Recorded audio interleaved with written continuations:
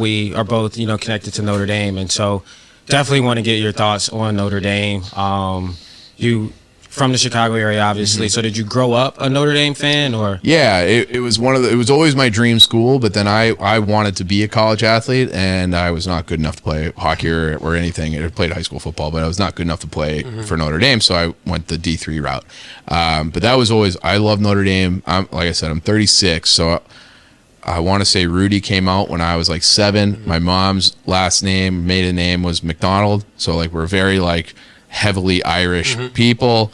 So Rudy, and then one of my earliest sports memories was that Notre Dame, Florida State. You guys probably didn't even know, you're too young. Called it the game of the century. It was 1993. Like I was a baby. I was like 6 or 7, and I remember it, and it was like the greatest game ever. And like I was hooked from that moment on. And so I loved Notre Dame my whole life. Then we settled in Illinois when I was like 11, 12.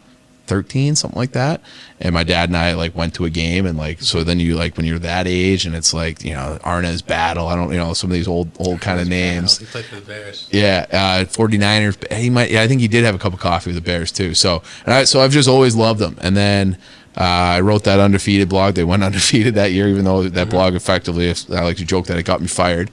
And but I write that blog every year now. It's like tradition. I've written it like 10 years in a row. And you always say undefeated? Always undefeated. Yeah. Lowercase u, ND, undefeated. And that's become like a funny thing, and I've gotten to know like guys like you and McGlinchey, and friendly with Tommy Rees, and like you're connected to the school. I'm just like a big fan, but like there's been people who appreciate that because people hate on Notre Dame a lot. So I think that it's crazy. Yeah, it's crazy. It's crazy how dude, if you've been there one time, you would not hate it. It's a great spot, and then it's always like the same tropes where like Notre Dame doesn't play anybody. Like, what are you talking about? I'm excited for Ohio State fans because Ohio State hates Notre Dame. Yep. I'm excited for Ohio State fans to come to South Bend this year because I think they'll be blown away.